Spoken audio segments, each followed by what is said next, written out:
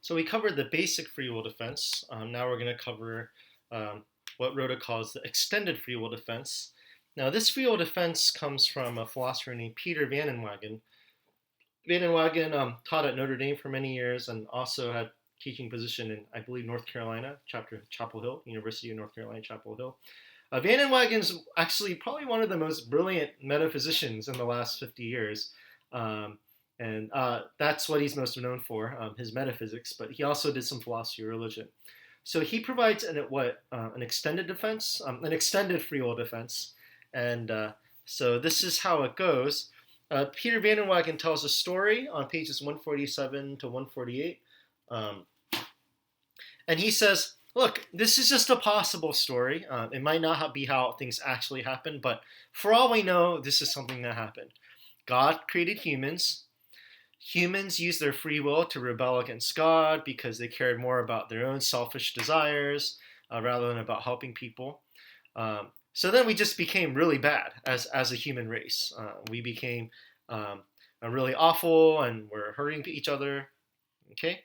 Now, what God wanted was for humans to freely decide, freely choose to reunite with God. But the only way to allow for that is for humans to undergo suffering.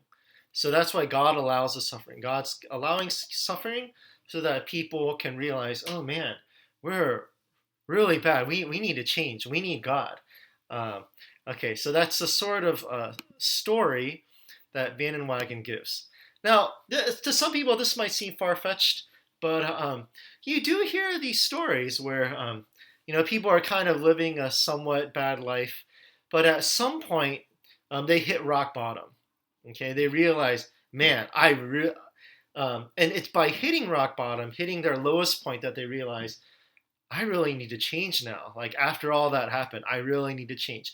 And it's only by going low in life that people are able to realize, man, I need to change and do better. And that's what Rhoda is thinking needs to happen for humanity. We need to go through a certain amount of suffering to make us realize that certain things are actually more valuable than not, to choose good things and become less selfish. And for Van Inwagen, this will be a story for how people come to be more open to reuniting in a loving relationship with God. So that's my take on his story. You can read his story for yourself there.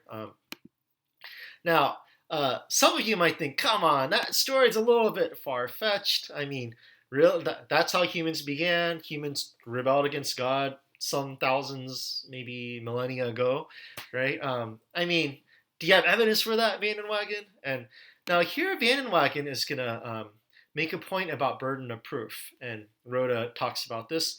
Remember, it's the atheistic argument saying, if God existed, then there wouldn't be a vast amount of suffering in the world. And that's premise one of the argument for suffering. If God existed, then there wouldn't be a vast amount of suffering in the world. Okay? And Rhoda is saying Van Inwagen only needs to show that it's possible that you have the antecedent be true and the consequent be false. Okay. Now, what is that talking about? So here, I'm going to distinguish. This is a common distinction in philosophy of religion between a theodicy and a defense. When somebody gives a theodicy, they're trying to give the actual reason why God allows evils. Okay. They're saying, here's why God allowed that hurricane to happen. Here's why God allowed that sickness to happen. And theodicies are much harder to give. There are some philosophers of religion who try to give theodicies. Richard Swinburne is one of them. But a lot of philosophers of religion are actually more okay with just giving possible reasons why, or a possible reason God allows evil. So that's called a defense. So a theodicy versus a defense, that's a common lingo in philosophy of religion. Anyway, so that's a theodicy versus a defense. And Van Inwagen's just saying, look, I'm just saying this is a possible story. We don't have anything that like obviously rules it out, and that's all I'm doing. And now you might think, well, I mean that's a possible defense is not enough. I want a theodicy, not a defense. Well, Van Inwagen's actually, I'll just say what Rhoda says is this: if you're trying to show a conditional is false, the burden of proof is actually relatively easy. You just have to show that it's possible that the antecedent could be true while the consequent should be false. So he asks us to compare two conditionals. Uh, if a man is a bachelor, then he has no mother-in-law. Now, in this case, if a man is a bachelor, then he has no mother-in-law. It's impossible to think of a case where someone's a bachelor and has a mother-in-law. It's impossible to think of a case where the antecedent is true, but the consequent is false, where someone's a bachelor, but they do have a mother-in-law. And that's why this conditional is true. It's hard, it's as sturdy as you get. But this conditional, if a man is married, then he has a mother-in-law.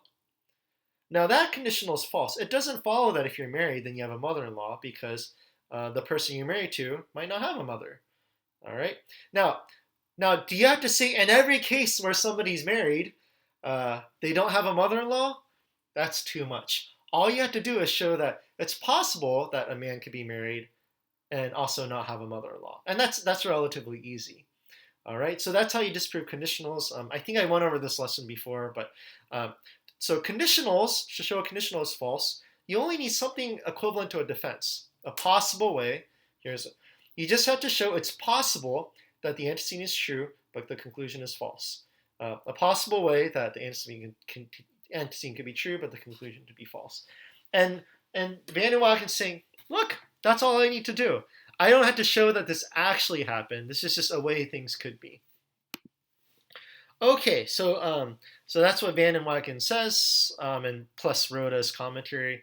And does that make sense? Do you agree? Maybe we could talk about that in the discussion. Okay, bye.